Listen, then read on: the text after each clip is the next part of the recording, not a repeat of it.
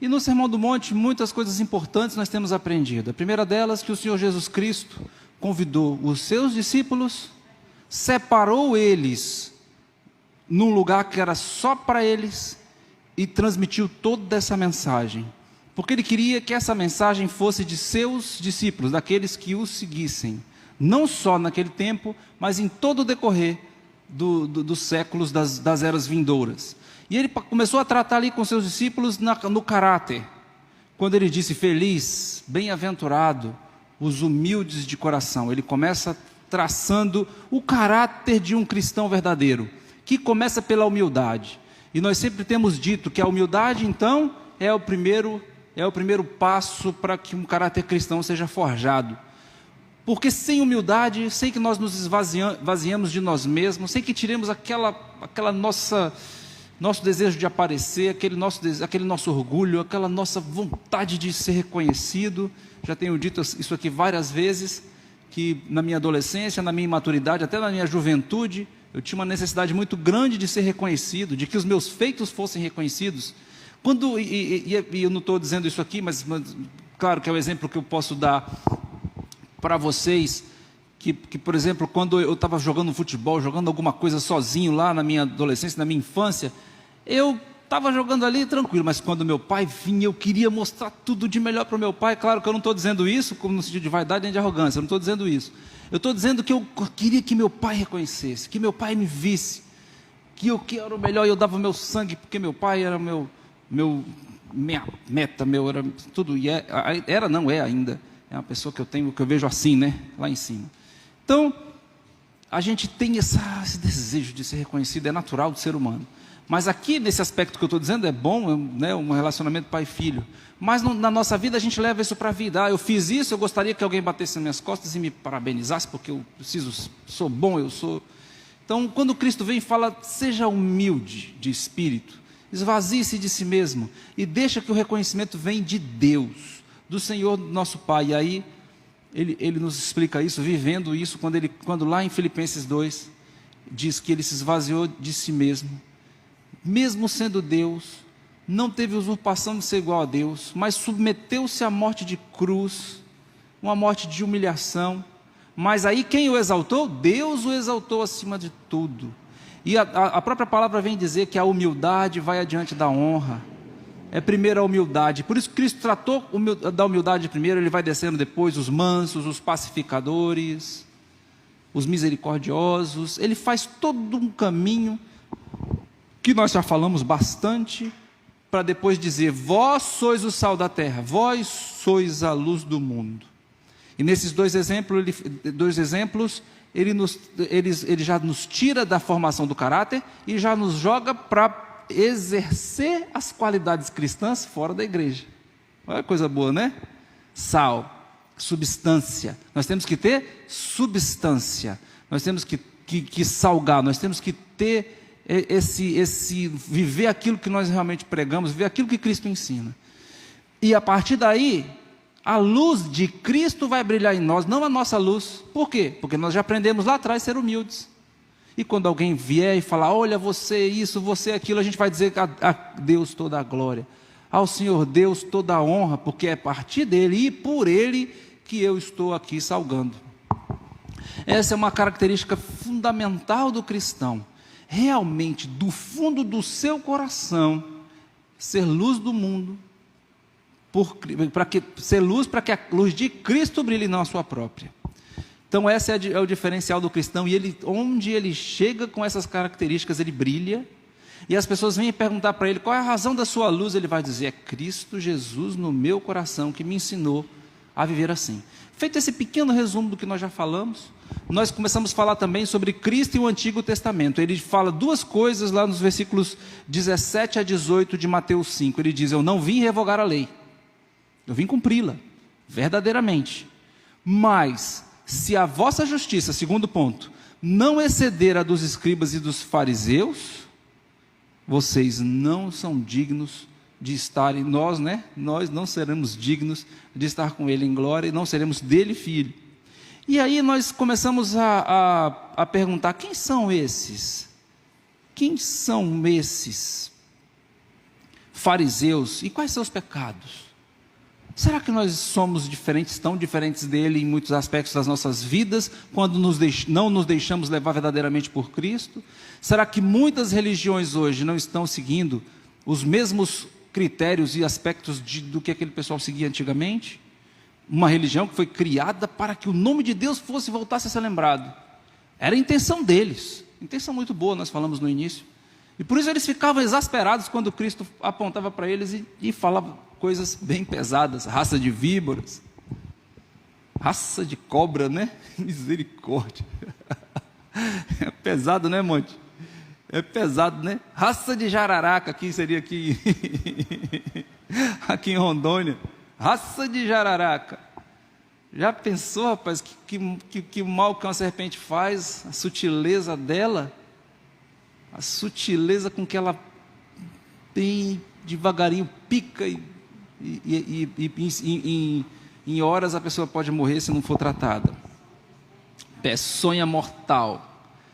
É exatamente aquela peçonha mortal. Então nós aprendemos, num primeiro aspecto, que os fariseus eles se apegaram a uma tradição que foi passada de pai para filho e que inviabilizava o cumprimento da lei. Na verdade, o que ela fazia? Nós já explicamos isso também. O autor do qual eu me baseei, ele diz assim, que a tradição criou uma cerca bem distante de onde estava a lei. Vocês conseguem entender esse exemplo que eu digo? A lei está lá na frente. Você tem esse espaço todinho para caminhar. A lei e os mandamentos. Que lei é. Isso. O mandamento está contido na lei. A lei é mais ampla, né? Então, você tem até lá naquela distância de um quilômetro mais ou menos para caminhar. Eles colocaram uma cerca aqui em 100 metros. Então você fica preso aqui e não pode caminhar para frente por uma tradição que não está contida na palavra. Por exemplo, o autor fala que eles proibiam a mulher de se olhar no espelho no sábado, porque se ela tirasse um cabelo branco da cabeça, ela estaria descumprindo a lei, porque trabalhou no sábado. Entenderam isso? Quando foi essa a grande crítica deles, quando Cristo cura no sábado, ora, Cristo curou, Cristo salvou uma vida, não só fisicamente, mas espiritualmente, e eles foram criticá-lo por isso. Diz que Cristo não merecia ser honrado, porque não lavava, ele e seus discípulos muitas vezes não lavavam as mãos para comer, naquele ritual que eles estabeleceram como... que era várias vezes, e lavava, que era uma coisa... Pronto, Cristo já não pertencia ao reino de Deus, nem os discípulos, porque não usavam o ritual que eles usavam para lavar as mãos. Estão entendendo? Isso não está na palavra. E hoje nós temos visto religiões imporem, como já falei anteriormente, tradições acima da palavra de Deus, muito restritivas em aspectos que deixam as pessoas ali sem conseguir cumprir nunca. Essas pessoas, por não conseguirem cumprir essas tradições, entendem porque estão ouvindo da boca de um clérigo, de alguém muito importante, que aquilo é verdadeiramente aquilo que ele deveria fazer. Ele se entristece, ele sai das igrejas, se torna ateu, como já ouvi pessoas dizerem para mim. Me tornei ateu porque eu não consigo cumprir todos aqueles aparatos que foram estabelecidos por aquele determinado clérigo. Eu falei, pois porque você então deve conhecer a palavra, porque na palavra não está escrito isso, e a verdade liberta. Então Jesus não seguiu as tradições deles. Eles faziam tradições, estabeleciam tradições para se locupletar também monetariamente, como nós falávamos. Segunda coisa, eles buscavam a honra humana. Eles buscavam ser louvados. Eles jejuavam nas praças. Eles davam aqueles esmolas aos pobres, mas fazia questão de dizer, eu estou aqui dando, sabe, faziam todos aquele movimento, aquela coisa toda. Outra coisa também, eles gostavam de ser chamados de mestre, e aí todo empoados. Então, não foi para isso que o Senhor Jesus Cristo nos chamou. eles andavam com vestes compridas, eles amavam as saudações nas praças, eles gostavam das primeiras cadeiras nas sinagogas, eram altamente arrogantes. E está lá em Marcos 12, 38 a 40, que eu estou dizendo, mas nós já falamos isso semana passada, semana retrasada. Ainda bem que agora você tem aí, pode acessar o meu Facebook, e você pode assistir todos esses. Nós vamos colacionar, né, Igor? O Igor está botando tudinho no YouTube. Eu vou pegar toda essa série aí, a gente pega e compartilha com os amigos, os irmãos que quiserem assistir os outros, aqueles que não puderam assistir os anteriores. Então eles eram gananciosos também, eles amavam o dinheiro, eles eram cobiçosos. Vocês estão vendo nas características deles, muitas características que são disseminadas em algumas das religiões que hoje estão aí se dizendo de Cristo? Estão vendo isso? Pessoas que gostam de aparecer, pessoas que gostam de serem louvados, dizem que são os grandes curandeiros, são os grandes. Outros que têm o poder, inclusive, de ter um país que é deles, que ele governa, um país com leis próprias e tudo mais, e o que ele fala é mais importante muitas vezes do que está na palavra. E muitos assim, e muitos vão por aí seguindo esses homens.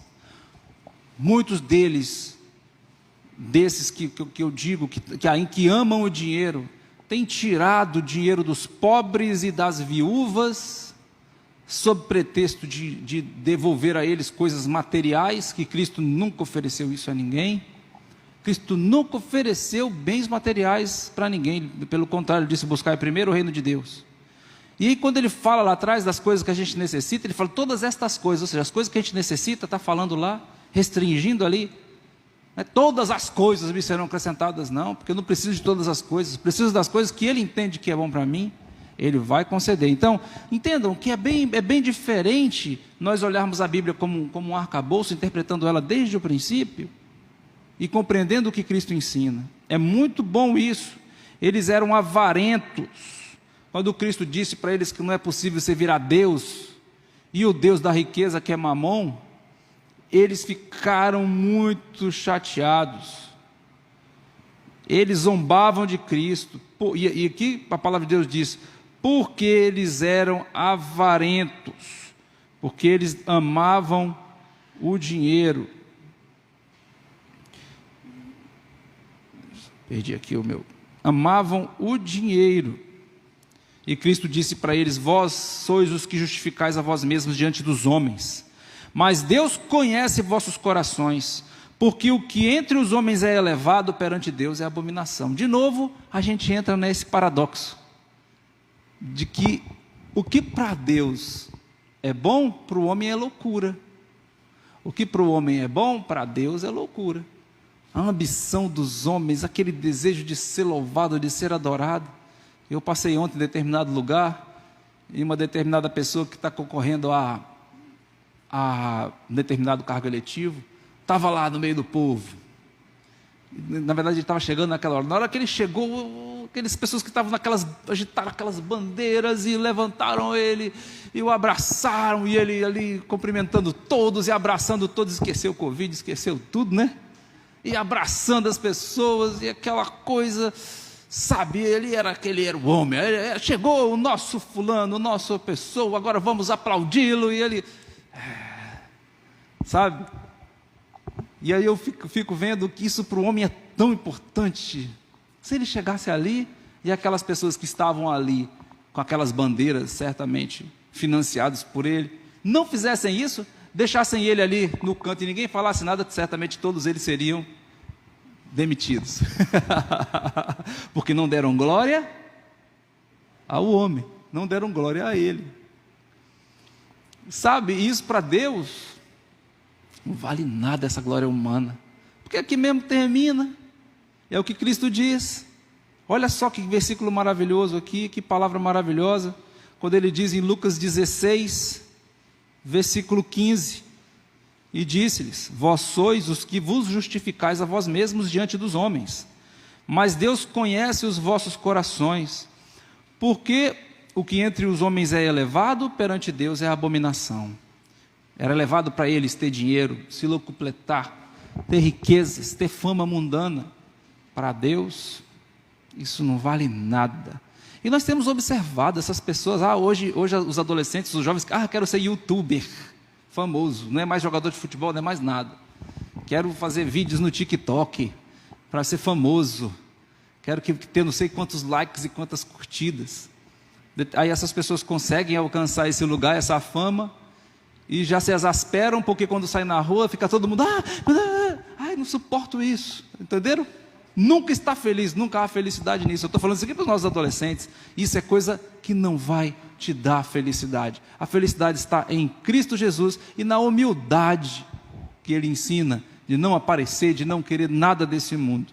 Jesus acusou de roubalheira, de devorar as casas das viúvas, e por fim Ele disse: ai de vós, escribas e fariseus, hipócritas, porque rodeais o mar e a terra para fazer um prosélito, ou seja, para atrair pessoas para seguirem eles, e uma vez feito, torna essas pessoas filhos do inferno 2 vezes mais do que vós. Mateus 23:15. Que coisa terrível. Ouvir isso nos deixa bastante preocupados, porque nós temos visto hoje pessoas fazendo prosélitos, atraindo muitos para as suas religiões, estão longe de Cristo, embora usem o nome de Cristo e de Deus, e essas pessoas estão se tornando 2 vezes mais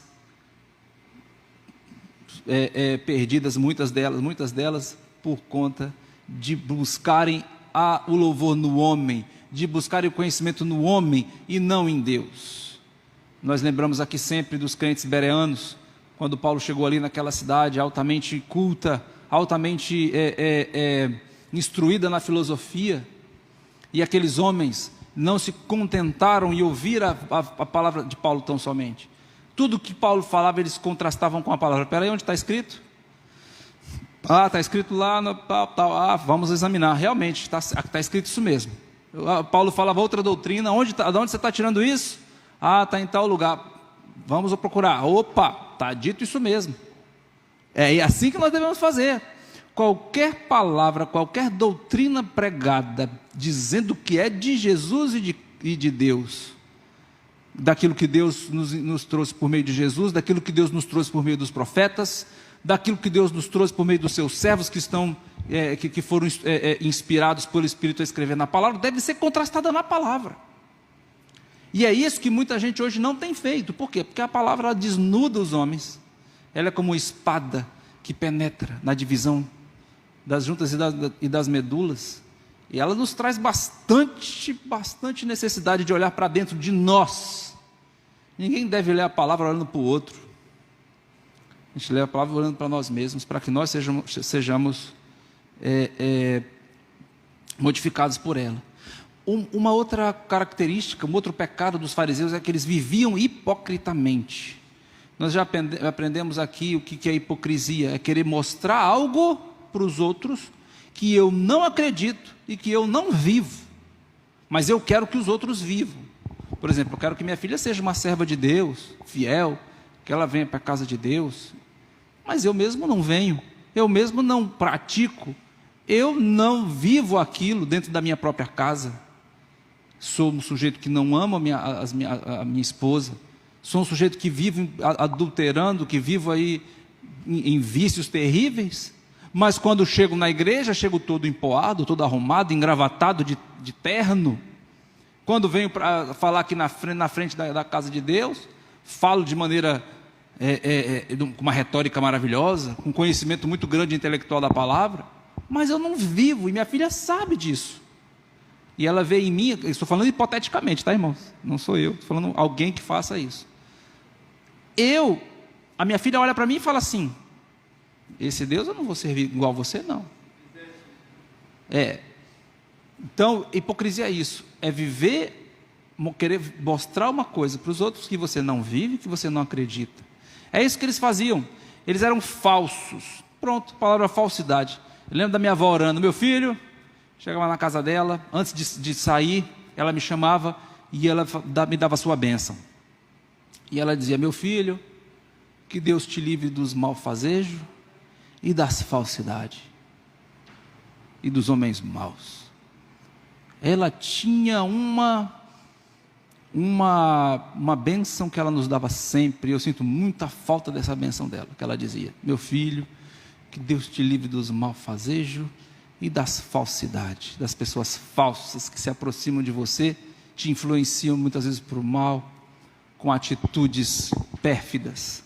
Então, eles eram falsos, eles pretendiam ser algo que não eram, eles limpavam minuciosamente o exterior, a parte que as pessoas podiam ver, mas negligenciavam a justiça interior. Que coisa, né? Já pensou? Mateus 23, do 23 ao 33, foi o texto que meu pai pediu que a gente lesse semana passada. Temos lido, relido os mesmos textos, para que todo mundo fique com isso na cabeça, para que eu mesmo me valha disso, sempre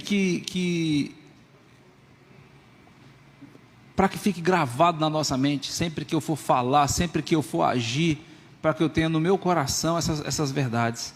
Ai de vós, escribas e fariseus, hipócritas, falsos. Mateus 23, do 23 ao 33. Pois dizimais a hortelã, o endro e o cominho, e desprezais o mais importante da lei, o juízo, a misericórdia e a fé. Deveis, porém, fazer estas coisas, e não omitir aquelas. Condutores de cegos, que coais um mosquito e engolis um camelo. Palavras duras, né? Coais um mosquitinho ali, fica preocupado em engole um camelo.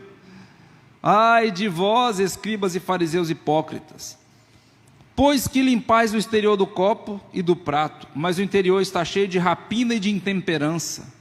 Fariseu cego, limpa primeiro o interior do copo e do prato, para que também o exterior fique limpo. Ai de vós, escribas e fariseus, hipócritas, pois que sois semelhantes aos sepulcros caiados, que por fora realmente parecem formosos, mas interiormente estão cheios de ossos de mortos e de toda imundícia. Assim também vós exteriormente pareceis justos aos homens, mas interiormente estáis cheios de hipocrisia e iniquidade. Ai de vós, escribas e fariseus, hipócritas, pois que edificais os sepulcros dos profetas, e adornais os monumentos dos justos, e dizeis... Esse aqui, quando eu estava meditando, eu chamei a Valesca e fiquei... Valesca, olha isso, né? Já tinha visto muitas vezes, mas a gente para meditar e mastigar a palavra de Deus é diferente. Olha o que eles disseram: se existíssemos no tempo dos nossos pais, nunca nos associaríamos com eles para derramar o sangue dos profetas. Gente, eles mataram Cristo Jesus. Olha o que eles diziam: se nós estivéssemos vivendo no tempo dos nossos pais, nós nunca mataríamos os profetas. Olha só, e eles mataram Cristo. Qual dos profetas é mais importante que Cristo? Eu vou continuar. E dizeis, e assim vós mesmos testificais que sois filhos dos que mataram os profetas. E assim vós mesmos testificais que sois filhos dos que mataram os profetas. Enchei-vos, pois, à medida de vossos pais, serpentes, raça de víboras.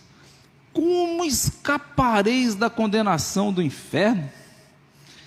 Irmãos, ouvi isso. Ouviram uma coisa dessa, que desnuda o teu ser. Você ali naquela pompa, ouvi de uma pessoa que eles consideravam um mero nazareno, alguém que não merecia honra, porque o que de bom pode vir de Nazaré, uma pequena vila, sem expressividade naquela região. Ouvi tudo isso, mas o pior, entender que é verdade, entender que é aquilo mesmo, porque o pior do pecador, o pior do falso, é quando ele é descoberto e você diz isso para ele. Vejam aí quando esses grandes, terríveis pecadores, que são descobertos e são ricos e são poderosos e são descobertos nessas ações que a polícia, que o Ministério Público investiga. Olha como esses homens vão e eles começam a falar que o investigou, que é o que é errado, não é eles. Então esses homens aqui, a palavra de Jesus Cristo vai no fundo do coração deles. Eles invertiam o que era racional. Irmãos, onde o pecado começa? A palavra de Deus diz, onde o pecado começa? A Josélia está me ligando aqui, irmã Maria. Será que ela quer falar com a senhora? Ou será que ela ligou errado? Josélia. A senhora está com o telefone aí? A Josélia está ligando aqui. Será que ela quer falar com a senhora? Oi? Ah, tá bom. Então, manda aí, Nilton, fala com ela aqui. Eles invertiram o que era racional. Onde é que começa o pecado? Quem sabe? É fora? É na mão? É na cabeça? É onde? Tudo começa na mente, no coração. Então é muito. Eles faziam totalmente o contrário, eles queriam limpar fora. Não começava por dentro. Como é que você se cura de um pecado? Se arrependendo aonde? Dentro. E a partir de que você vai mudando, vai se transformando, vai mudando o seu coração, o seu espírito, deixando o Espírito de Deus falar contigo, aí o exterior vai se modificando. Nós já vimos aqui, eu conheci o Edivan, por exemplo, desculpa Ed, citar você, mas é um exemplo tão que você mesmo fala. O Edivan, a primeira vez que ele veio na igreja, tinha uma feição fechada, era uma feição assim, bravo mesmo. E ele sempre fala isso. Quando o Cristo o transformou, ele modificou aquele espírito, se transformou em outra pessoa. Você vê na face, no coração, exposto no rosto dele. Então começou aonde? Começou por dentro. Então eles invertiam tudo que era racional. Uma vez que o pecado começa no coração, a operação de limpeza tem que começar aí também. Jesus comparou a maneira farisaica com que alguém limpasse cuidadosamente o exterior de uma taça ou um prato, mas deixasse a comida apodrecendo por dentro.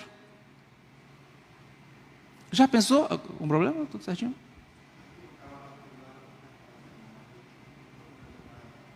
Ah, entendi. Ok. Olha só. Jesus, já pensou? Você limpar o exterior do copo, lavar ele todinho, deixar brilhando por dentro com uma coisa suja, poluída por dentro? E dá para a pessoa beber? Tem lógica isso? E isso Cristo criticou neles. Não é assim, não é desse jeito. Primeiro tem que limpar o interior, você tem que lavar o interior. E a gente que lava a louça, né? Lá em casa eu sou muito experiente nisso. Muito bom. Né, Ana? Eu sempre tenho falado para Ana lavar, quando a Valesca mandou eu lavar, eu agora tenho autoridade, né? Hélio, vai lavar a louça, Ana vai lavar a louça, Beth vai lavar a louça, vai descendo. Porque eu vou ver as gatinhas lavando louça lá, né? A Ana vai botar a Cindy lava a louça. A gente lavando o interior bem lavadinho, aquela água que já vai caindo naturalmente no exterior, ele já vai limpando.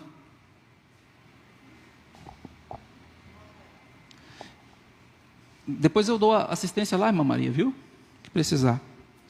Então eles invertiam tudo isso. Mostrava aquele exterior bonito e o interior ruim. Então, olha só, lava o prato por fora e deixa a comida por dentro apodrecendo. É isso que é ser hipócrita. É isso que é ser fariseu. E é isso que Jesus Cristo condena. Condenava e sempre condenou no ser humano.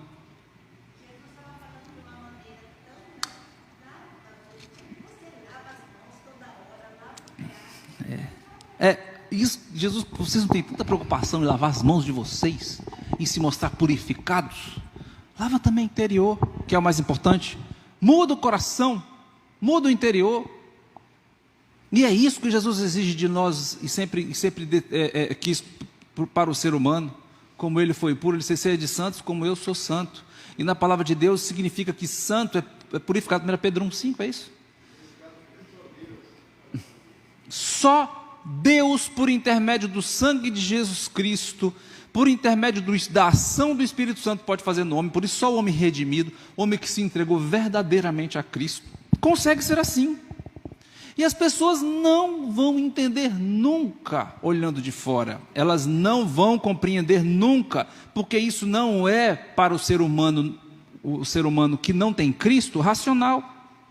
Por que você não fez tanta coisa? Por que você não aparece? Por que você não coloca seus feitos para todo mundo ver? Por que você não publica na sua mídia social todas as coisas que você fez, todas as coisas que você agiu, tudo? Por quê? Sabe, as pessoas não conseguem entender. Não conseguem entender. Esses dias o Igor publicou um versículo maravilhoso da palavra, falando sobre isso, na nossa igreja virtual. Eu botei no meu histórico, e uma pessoa falou assim, quando falava sobre Cristo, sobre santidade, sobre a necessidade de sermos santos, de sermos separados, e alguém colocou lá embaixo assim, sobre perdoar, 70 vezes 7, e também descia o texto, e alguém colocou lá embaixo, isso é bem difícil. Eu publiquei republiquei aquilo que eu sempre republico, boto nos meus stories, e aí a pessoa falou assim, botou lá embaixo, isso é muito difícil. É muito difícil, irmãos. Eu digo para vocês. Aumenta a nossa fé. Não é difícil não é difícil só para esse ou aquele, é difícil para todos nós, mas quando o Espírito Santo de Deus preenche o nosso coração, nos limpa da nossa arrogância e vaidade e nos torna humildes, Ele fala com o nosso espírito que somos filhos de Deus, e por isso nós temos que ter uma conduta diferenciada.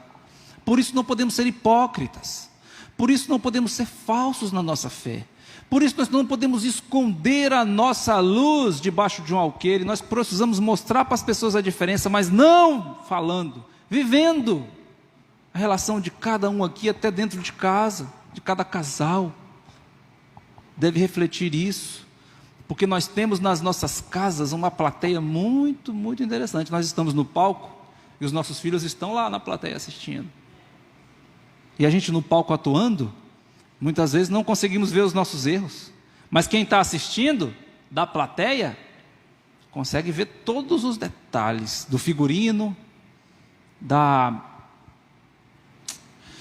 do cenário, o chão, que tem ali uma coisinha que foi esquecida.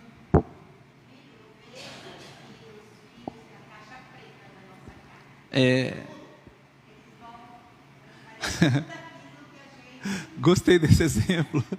Embora eu não quero fugir do nosso assunto, estamos falando aqui de viver hipocritamente, então por isso que eu estou falando, eu não quero fugir do assunto, e eu quero contextualizar isso que eu estou dizendo aqui. A minha mãe trouxe um exemplo maravilhoso. Dentro desse assunto ela falou o seguinte, que os nossos filhos são a caixa preta do casamento, da nossa casa. Eles vão armazenando tudo, que um dia eles vão jogar. E sabe o pior? Jogar na família deles. Como será que a Ana vai tratar o marido dela? Como será que a Beth vai tratar o marido dela? Como a Valesca me trata? Elas observam isso, né?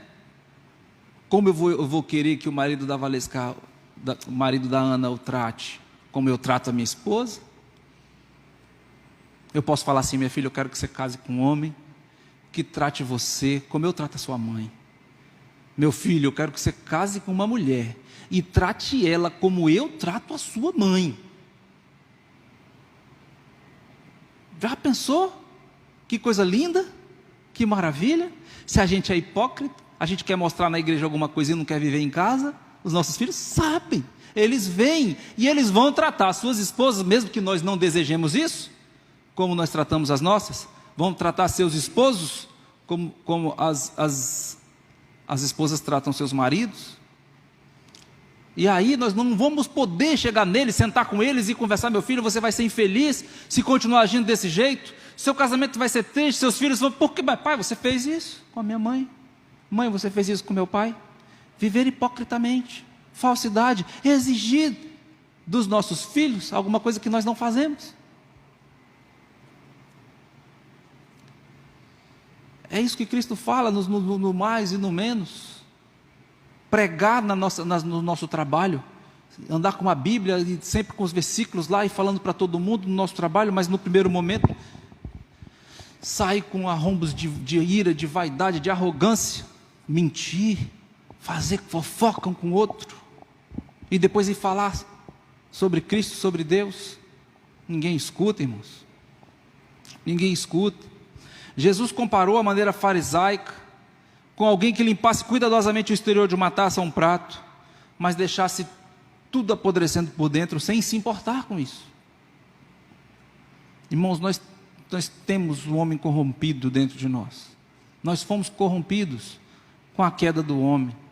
Essa corrupção, ela foi passando de pai para filho, vem de gerações e gerações, destruindo o ser humano. Percebam que as pessoas, elas mesmas se destroem.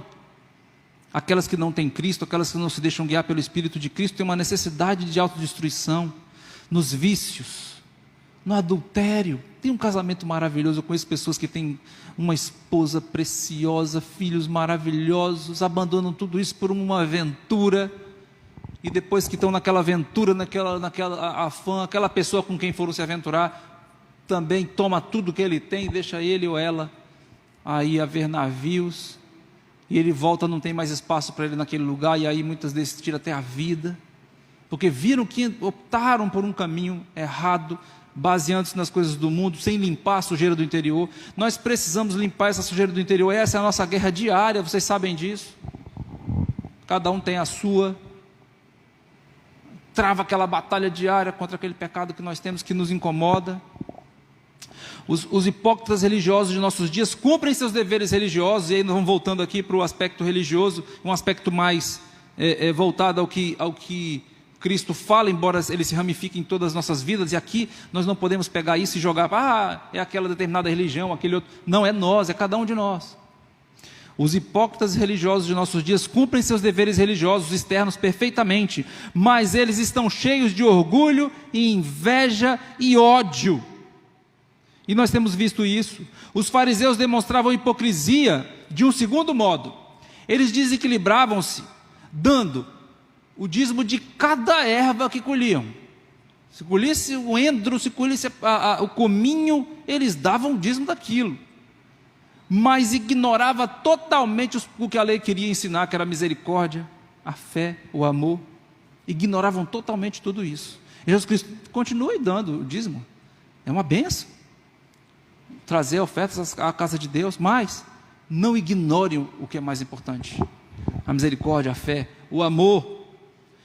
Cristo não estava criticando a insistência farisaica por um dízimo rigoroso, mas dizendo que a ênfase precisava ser posta na fidelidade, no amor e na justiça.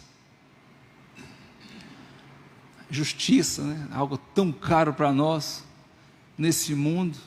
Se um pastor não for justo e tiver a justiça de Deus, porque que justiça que um homem pode fazer sendo falho, se não for por Deus?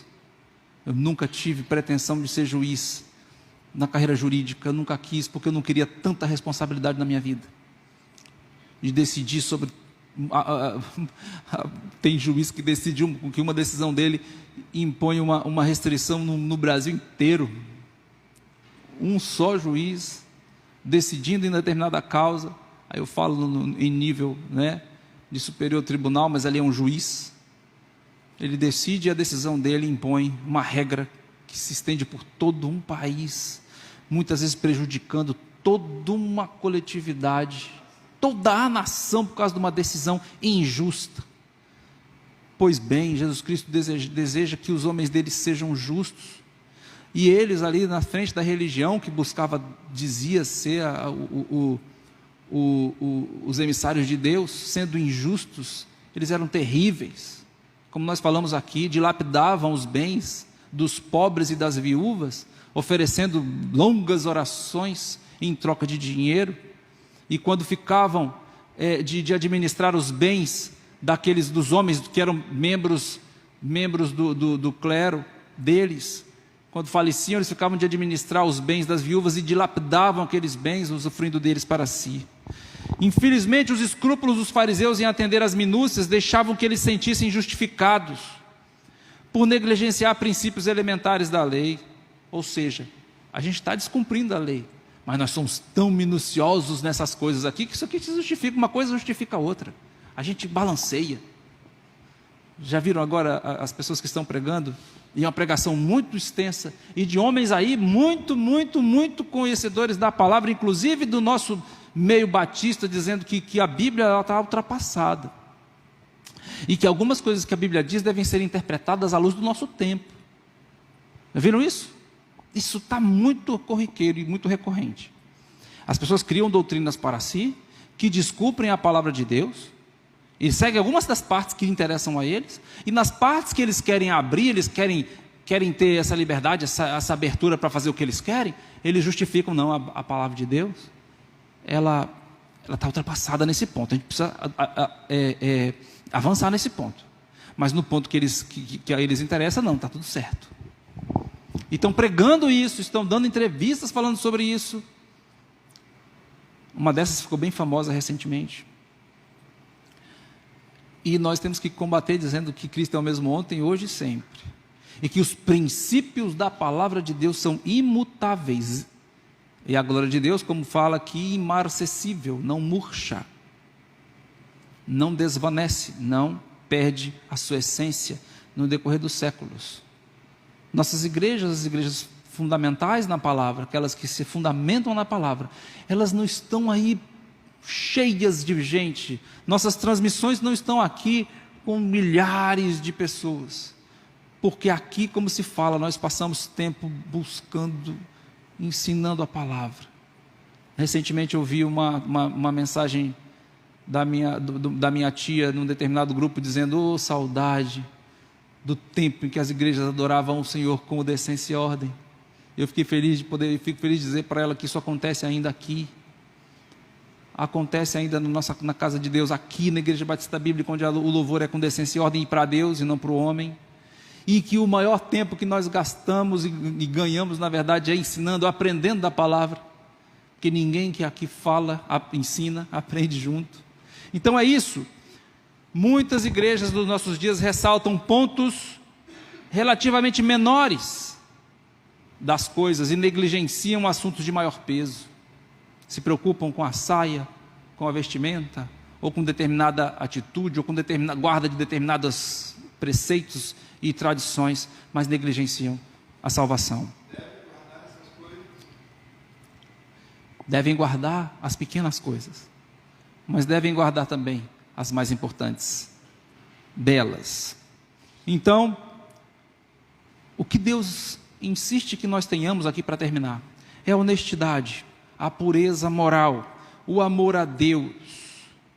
Seguindo essas coisas, nós estaremos bem distantes daquele caminho terrível trilhado pelos fariseus, vivendo diferente, vivendo com hipocrisia, vivendo com falsidade. E nós conhecemos nosso coração. É bem importante dizer isso. Cada um de nós sabe no que está errando, e por mais que nós venhamos a tentar, dissimular, nós sabemos, mas o melhor de tudo, Cristo sabe. O Espírito Santo de Deus tem nos falado, tem nos dito, a não ser que nós tenhamos cauterizado nossa mente, e aí não resta mais sacrifício pelo pecado. É o que diz a palavra.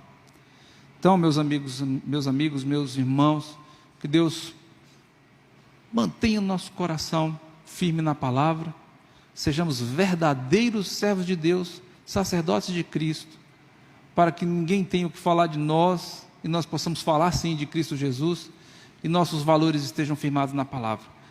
Deus abençoe a todos. Eu não sei se